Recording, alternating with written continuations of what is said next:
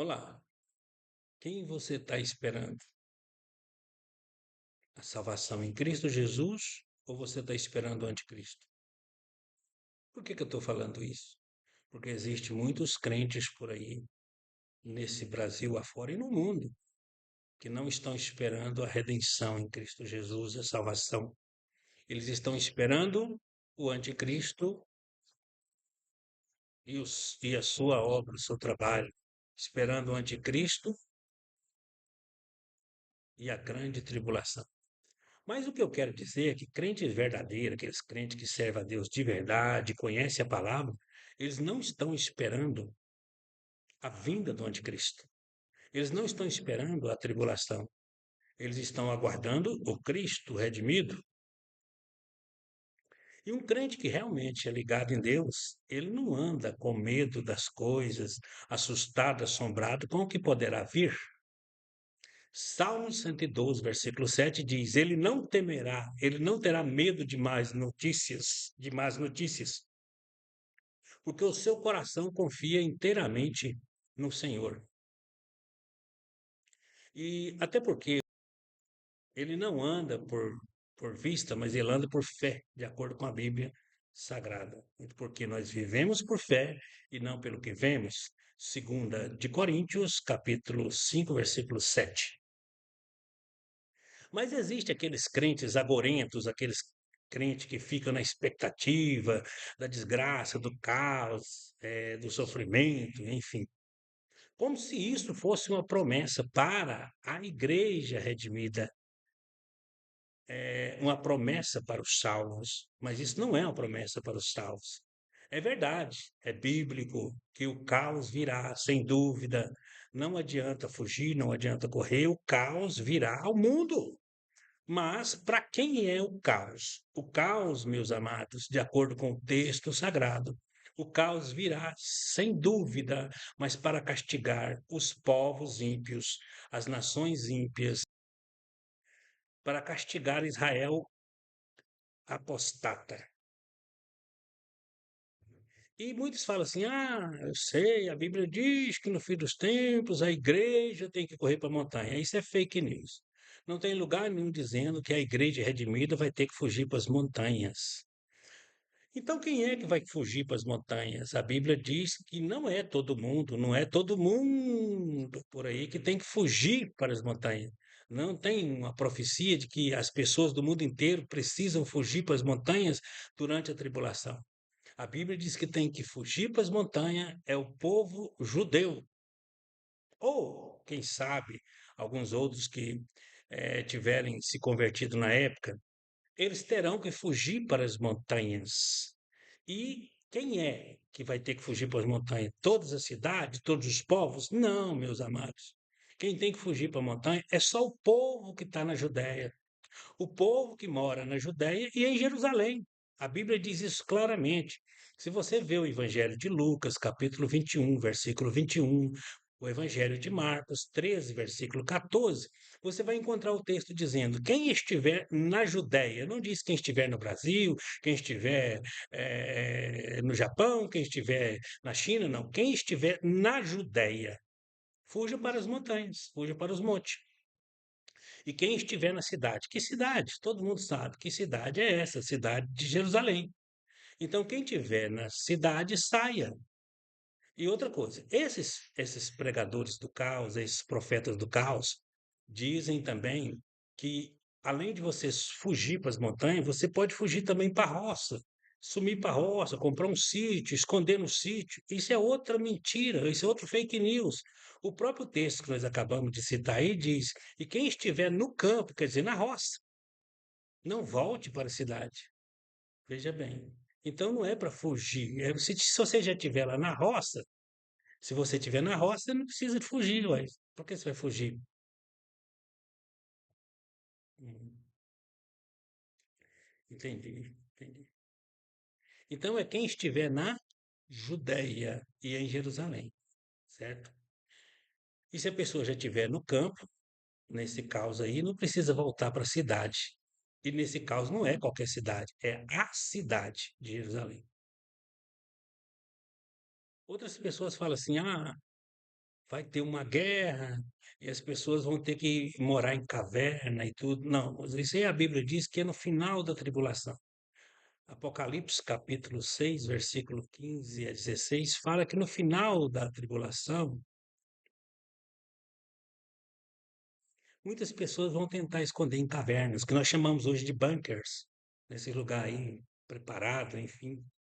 Mas esses crentes agorentos e sem esperança, eles vivem aí estocando alimento, preparando para a grande tribulação. Inclusive, tem até pastor, já tem muitos pastores por aí, dando curso de sobrevivencialismo, curso de sobrevivencialismo, de pré-ping, né? E vendendo suprimentos, já vendendo suprimento de vários tipos de coisas e aparatos para vencer todas essas coisas, enfim. Como se a igreja fosse ficar aqui durante as grandes tormentas.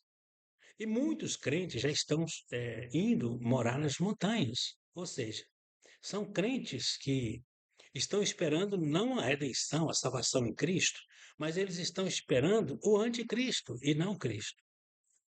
Aí esses profetas do caos, eles exploram esses pobres coitados e assustando eles, fazendo eles entrar em pânico. E isso é terrível demais, mas é muito terrível. Inclusive, nos anos 2000, principalmente aqui em Goiás, eu falo com propriedade, porque eu presenciei aqui em Goiás, Brasília, eu presenciei muito isso naquela época, nos anos 2000, que foi um grande caos aqui por causa desses profetas. O que que aconteceu? Muitos crentes começaram a vender as suas casas, propriedade que tinham, pedir conta no trabalho e vender seus bens e comprar barraca e tudo, e morar no mato, morar na roça, subir para as montanhas. Foi uma coisa muito terrível para esperar Jesus, esperar a vinda de Jesus, porque, segundo eles, Deus tinha revelado para muitos profetas, e veja que não foi para um só, não, não, não, não. Muitos profetas começaram a ver, ter revelações, dizendo eles que era o Espírito Santo, que era Jesus, que ia ter um tal de um bug do milênio, que ia ter sabe, um bug terrível, um apagão mundial, sabe, uma coisa tão terrível que esse apagão ia atingir todo mundo, ia ser um restart e tal, enfim.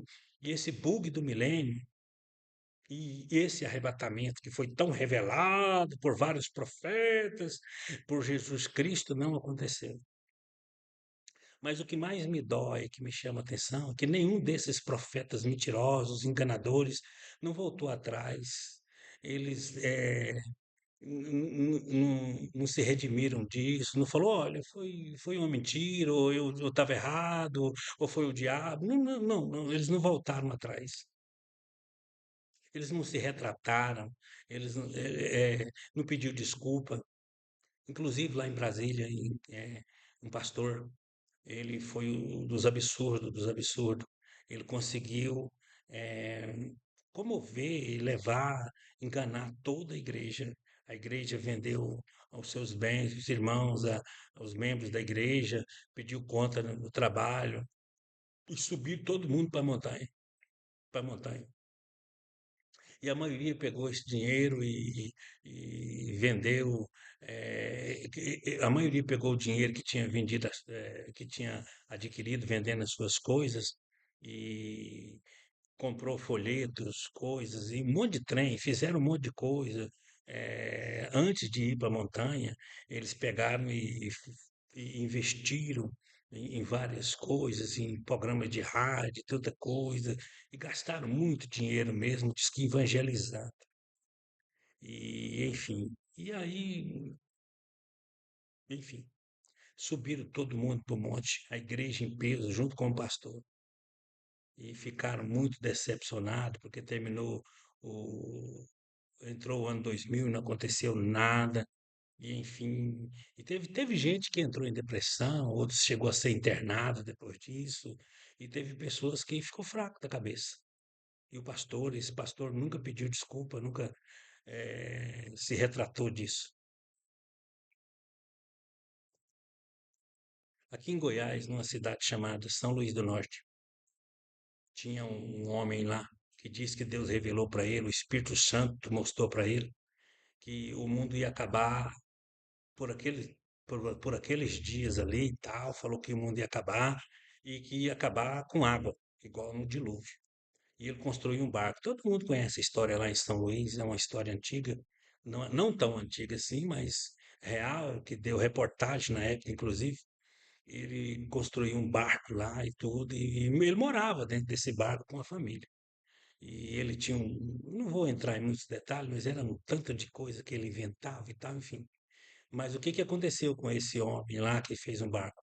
Deu polícia, porque chegou um dia lá que ele falou, ó, tá chegando água, começou a chover lá, ele falou, agora mesmo, agora é o dilúvio mesmo. E ele entrou para dentro do barco com martelo, prego, pregou as portas, tudinho lá e tudo, e ficou lá. Aí os vizinhos vendo aquilo, viu que não tinha mais jeito, chamou a polícia para tirar as crianças, porque tinha muitos meninos, ele tinha vários meninos lá, tirar a família lá e internar o homem. Aqui no Brasil, vocês podem pesquisar, isso aí está na internet para todo lado. Tem muitos outros pastores em algumas cidades que já estão construindo também barco, estão construindo arca aí para escapar do bug, para escapar do dilúvio de novo. Então é isso, as redes sociais estão cheias desses profetas mentirosos, afirmando que já estamos na tribulação, que o anticristo já está governando. Ah, o anticristo já está governando disfarçado, a qualquer momento vai explodir uma bomba atômica no mundo e tal, enfim, só vai escapar quem estiver nas montanhas, ou então quem estiver na roça escondido e tal, e enfim. E tem uns que chegam ao disparar de marcar data. Falando e falar quem é o anticristo. Ou o anticristo é o fulano e tal, enfim, é o cicrano, é esse, é aquele e tal. E se alguém falar qualquer coisa contra ele, eles ficam bravos e tudo, enfim. Inclusive no Brasil aqui, tinha um satanista, ele disse que era ex-satanista, mas eu não acredito. Eu não acredito que ele era ex-satanista. Ou você acredita? Você acredita que um ex-satanista se levanta contra a igreja? Esse cara disse que era ex-satanista, mas ele se levantava contra a igreja, um ex-satanista. Ele se levantava contra a igreja, ele, ele praticava artes marciais, aquelas artes marciais que é envolvido com esoterismo, e ensinava, dava aula de artes marciais esotérica. O cara que é ex-satanista vai envolver com, com artes marciais esotéricas, esse tipo de coisa. Não. Outra coisa, o problema, o ponto crucial não é isso. O ponto crucial é que ele levantou contra a igreja, ele falava que todos os pastores eram endemoniados, que não era de Deus e tal. Ele pregava contra a igreja, ele sumiu da igreja, ensinava as pessoas a não ir para a igreja, falava para não ir na igreja. Ele levantou contra a igreja de uma forma muito forte. Então ele não é ex-satanista, ele era satanista sim. Esse era o Daniel Mastral. E ele ensinava que a grande tribulação teve início em 2020, em 2020, 2023. Ele ensinava que a grande tribulação teve início em 2023, que ia terminar em 2030. E ele falava que, com todas as palavras, que Deus já tinha revelado para ele que o anticristo era o Donald Trump, o Trump. E ele falava que o anticristo, o Donald Trump, já estava governando no mundo e o povo não estava vendo. E é verdade que muitos outros também, eles reproduziam aquela profecia do Padre Pio, e reproduzem aquela profecia do Padre Pio, que já tem quase não sei quantos anos lá que existe essa profecia, e são profecias centenárias. Padre Pio falando que ia ter 3 dias e 3 noites de treva. Então tem muita gente pregando sobre isso e tal, enfim. Eles juram que é o Espírito Santo que revelou em sonho ou pessoalmente. Então, meus amados, eu não estou esperando a vinda de Jesus. Até porque muita gente não sabe, mas Jesus não virá para a igreja. Jesus não voltará para a sua igreja. É exatamente o contrário. A igreja vai encontrar com Jesus. É diferente. Jesus não virá para a igreja. A igreja irá encontrar com Jesus nos ares. Ele vai estar lá em cima esperando e nós vamos encontrar com ele. Você está dizendo para mim que Jesus não vai ter segunda vinda de Jesus, pastor Luiz? Vai ter sim. Só que a segunda vinda de Jesus não é para a igreja. A segunda vinda de Jesus é com a igreja. Jesus voltará com a igreja. A segunda vinda de Jesus é para Israel, é para o povo judeu. Então Jesus voltará em sua segunda vinda já com a igreja redimida. Isso eu estou esperando. Então até lá, que o Senhor abençoe. Não estou esperando tribulação, não estou esperando o anticristo. Estou esperando o dia que trombeta zoará e nós poderemos ir e encontrar com o Senhor Jesus. Que Deus abençoe você, em nome do Senhor.